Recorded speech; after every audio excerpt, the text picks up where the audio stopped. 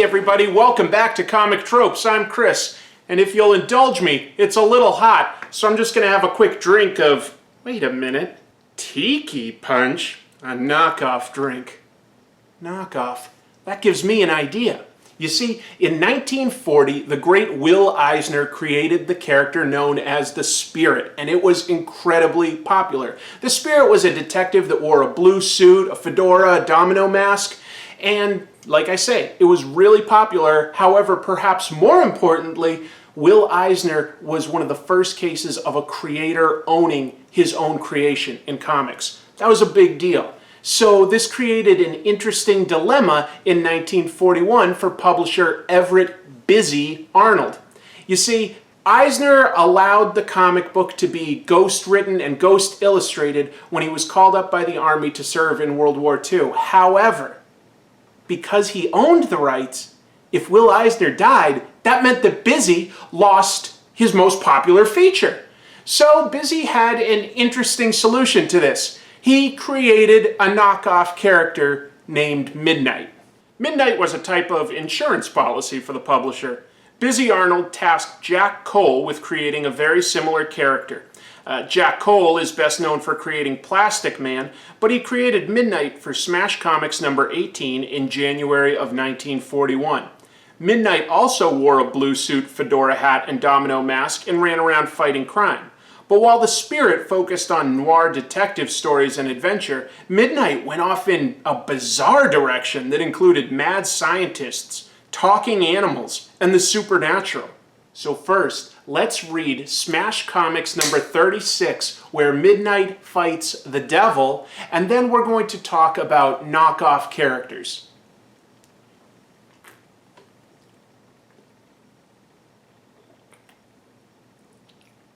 It's actually not bad.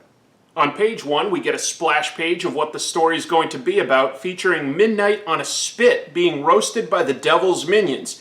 An inset panel shows Doc Wacky and Gabby the Talking Monkey.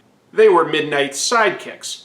I especially enjoy the caption box at the top. It says, "We hope you don't really believe this bizarre adventure of Dave Clark, alias Midnight. I was starting to question things when there was a talking monkey, but Satan putting Midnight on a spit, that's a line too far. This story must not be true." This story begins as one of Midnight's previous adventures is ending. Midnight is chasing a gangster known as Cyclops, and they're yelling back and forth at each other through their cars. Presumably those might be electric cars if they can shout back and forth and hear one another. Let's just go with that. Cyclops loses control of his car and wraps it around a tree, but in the next panel he's out and about running around, and Midnight figures the smartest thing he can do is chase a man who survived a car accident like that up a cliff and fist fight him. At the base of the cliff are Doc Wacky and Gabby the Talking Monkey, Midnight's sidekicks, and they're cheering him on. Midnight's sidekicks are tonally something completely different than what you'd see in Spirit adventures. I think that Doc Wacky is fascinating. He was an evil mad scientist, and by the end of his first appearance, Midnight had rehabilitated him, and so they became friends. Gabby the Talking Monkey is arguably more problematic. You see, Spirit had a sidekick called Ebony White, and his depiction was not how we would do things today. The idea to swap out a black character for a monkey, let's just say that casual racism was definitely a thing in the 1940s, and we'll have to address that someday, but let's move on with the story for now. Even though it's obviously the middle of the night, a crowd of onlookers gathers at the base of the cliff just watching people fight. Eventually, both Cyclops and Midnight tumble off the cliff and fall to their deaths. They literally die. The news of Midnight's death quickly spreads. In the next panel, we're shown a radio announcer talking about Midnight saying, "And it can truly be said, he died with his boots on, fighting the battle for justice, etc., etc." Did he really say etc., etc.? Did he just get bored halfway through this eulogy? He's even got a tombstone. It says, "Rest in peace, Midnight." Midnight had a civilian identity. He was Dave Clark, a radio announcer. I guess he didn't have a lot of friends at work because nobody seems to be asking about Dave Clark, and somebody literally took the time to carve out midnight on a gravestone. But at least Doc Wacky left a Christmas wreath over his fresh corpse. A caption box tells us, soon, spirit parts from body. I question their definition of soon. A body had to be identified, prepared by a mortician, a grave was dug, a tombstone was carved, and after all that was done, then his spirit is finally allowed to leave the body? That sounds like 2 or 3 boring days for the spirit. Regardless, Midnight ends up in the afterlife. He comes up on an old man who has names in a book, and he says, name please, Dave Clark, alias Midnight. And the man obviously knows who Midnight is. He shouts in surprise, Midnight? Welcome, friend. I need not look up your record. We've heard all about your fine deeds. You have more than earned the right to take the bridge to heaven. If it's all the same to you, I'll take the slide to Hades. You see, being a crime fighter, I'd like nothing better than to take a crack at the worst criminal of all, the devil. I've heard of the devil as evil, a corrupting influence. I've never heard of him as a criminal. I don't know if the devil really has any laws to break, per se. But whatever, this guy wants to fist fight the devil. Let's see what happens. Midnight gets to take a slide all the way down to hell, which looks like a lot of fun, except he eventually lands on a pitchfork, and the devil is sitting right there waiting for him and says, Behold, the one who wishes combat with the devil. Before you get too cantankerous, let me show you what you're in for. From there, the devil shows Midnight how he could be tortured. We have famous characters from history like Nero, who famously fiddled while Rome burned, and he's getting played like a fiddle. And then we have Napoleon, who the devil says had a lust for land that is satisfied by an eternal diet of dirt. That one's pretty good. And then the devil says, there's that big bully Goliath. Now he's a mere midget. So we have 2 characters from history and 1 fictional character from the Bible. Got it.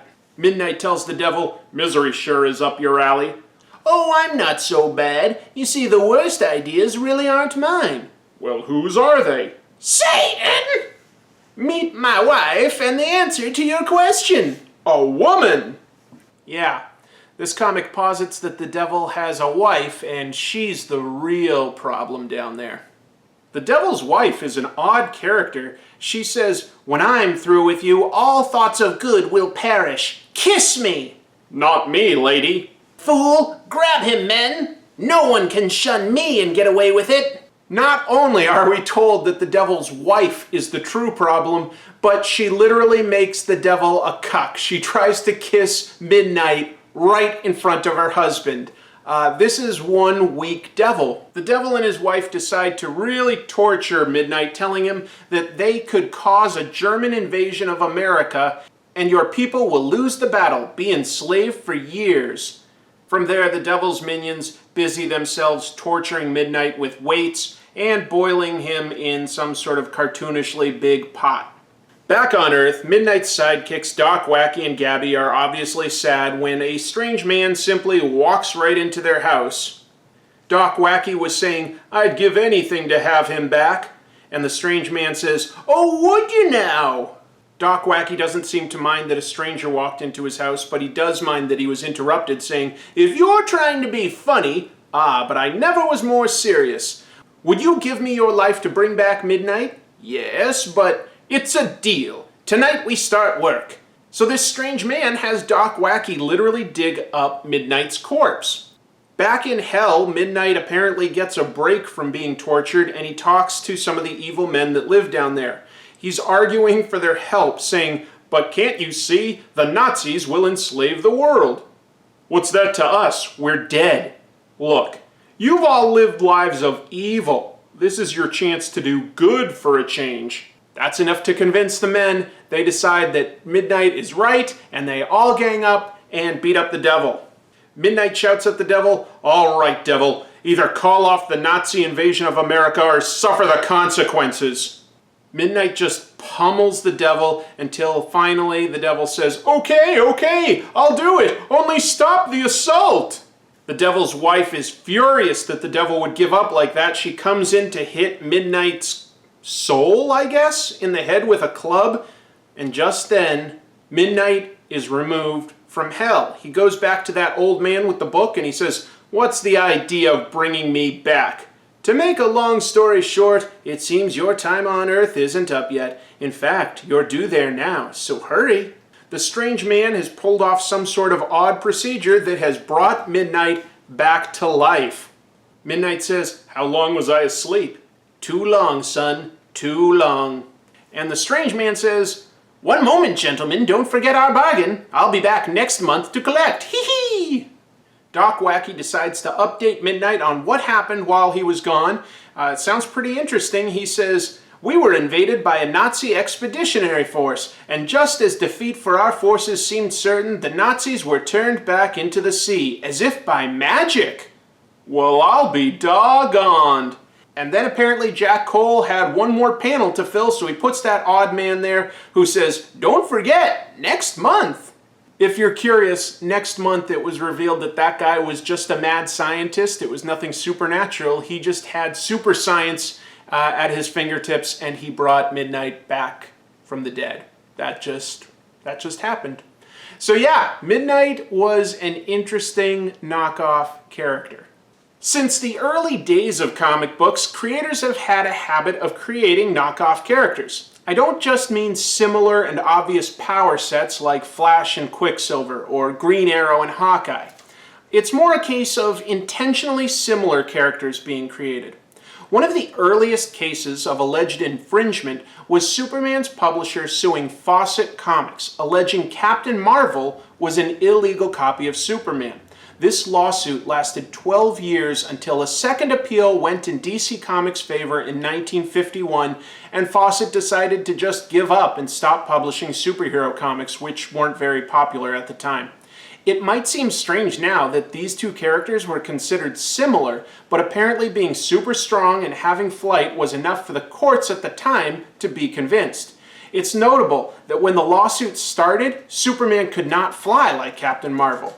Further differences include that Superman is an alien, while Billy Batson can shout a magic word that transforms him into a superpowered adult. Many comics historians will argue that the comics version of Jimmy Olsen was clearly based on Captain Marvel's sidekick Talkie Tawny. Sure, the latter is a talking tiger, but both like wearing checkered suits and bow ties, act as a sidekick, and tend to get into bizarre troubles that require the hero to save them. And that could be because writer Otto Binder defined both characters. In my Swamp Thing video, I discussed how there is evidence that Len Wein knew about Marvel's Man-Thing before he invented Swamp Thing, although Marvel only released their story 2 months before DC's, which makes it hard to know definitively which company came up with their swamp monster first. But ultimately, it didn't matter, because The Heap by Hillman's periodicals beat them both by a couple decades. Some characters start as intentional knockoffs so that the story can instead go in a different direction. For instance, Alan Moore's famous Watchmen story follows characters that were based on Charlton Comics heroes. Dr. Manhattan, Night Owl, and Rorschach were based on Captain Atom, Blue Beetle, and The Question. But Moore used those characters to intentionally deconstruct the superhero narrative, examining the story tropes in a more realistic world. Similar ideas include Marvel's creation of the Squadron Sinister and Squadron Supreme to look at DC's iconic characters like Superman, Batman, Flash, Green Lantern, and Wonder Woman in a new light. Marvel and DC have a long history of introducing similar characters within a year. Elongated Man and Mr. Fantastic, Atom and Ant-Man, Red Tornado and Vision. These are all close enough to be coincidences, or you could track the ideas back to earlier characters like Plastic Man, Doll Man, or Bozo the Iron Man, so neither side dared to sue the other. Some examples start off as a type of parody, such as Deadpool being a knockoff of Deathstroke down to the weapons, mask, and civilian name, Wade Wilson being a clear parody of Slade Wilson, or Gladiator from the X-Men comics having similar powers to Superman, similar costume colors and cape, and Gladiator's real alien name being Kal-Ark, a portmanteau of Kal-El and Clark, Superman's alien and human names. Some knockoffs become so famous, people forget the original. For instance, Captain America debuted 14 months after The Shield, who came out in 1940 with a patriotic-themed costume and a triangular shield on his costume, which Captain America originally had in Captain America Comics #1. Shield's publishers complained, and Cap's shield turned into a disc in the following issue. But MLJ was having much more popularity with its Archie character and got out of the superhero game pretty quickly. The eventual publisher of Archie also had a character named Comet debut alongside the Shield in Pep Comics #1, created by Jack Cole. This guy had a visor that shot dissolve vision. The similarity with Cyclops is obvious. Another type of knockoff character is when a publisher creates a gender-swapped version, presumably to prevent someone else from beating them to that idea. Marvel created both She-Hulk and Spider-Woman to make sure that they had the rights to those characters. In a 1978 interview with the Comics Journal, Stan Lee admitted this was their intention. Sometimes there are knockoff characters that I don't understand how another company doesn't sue them. Marvel created their version of Scarecrow 23 years after DC's. And then we start entering the 1990s, when comics became much more widely purchased because people thought they might be an investment. A lot of new books popped up, and people became much bolder with what they'd knock off. Rob Liefeld created characters like Badrock or Shaft that have obvious Marvel counterparts like The Thing and Hawkeye. He also created Bloodwolf instead of Lobo, Deadlock instead of Wolverine, Supreme instead of Superman, Glory instead of Wonder Woman, and more. But then he wisely handed the reins on Supreme and Glory off to more talented writers who took things in radically different directions. Marvel Comics lost a lot of their top creators at the time, including Todd McFarlane, who created Spawn. So Marvel tried to create Nightwatch. It bombed. Sometimes the creator is more popular than the character. Going back to Liefeld, he clearly liked reusing existing characters. He bought the license to Fighting American, possibly to use his existing but unused Captain America pages. Ironically, Fighting American was a Joe Simon and Jack Kirby creation that ripped off their own creation, Captain America. So even great creators will create knockoffs of their own ideas. I'd love to hear some of your opinions on what you consider a knockoff character to be. There's a lot of different types out there.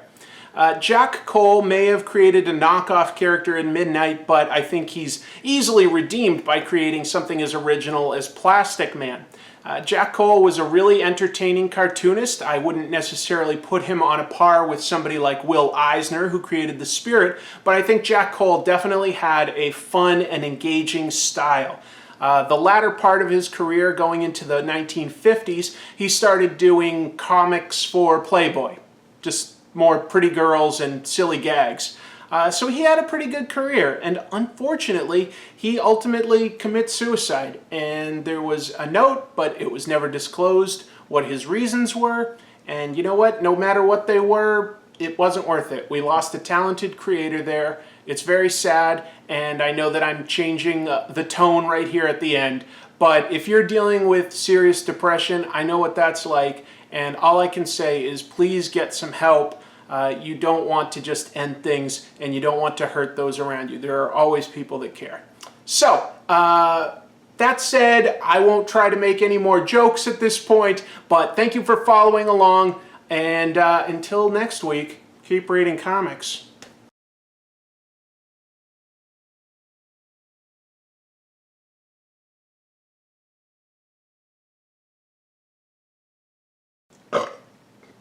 Beautiful.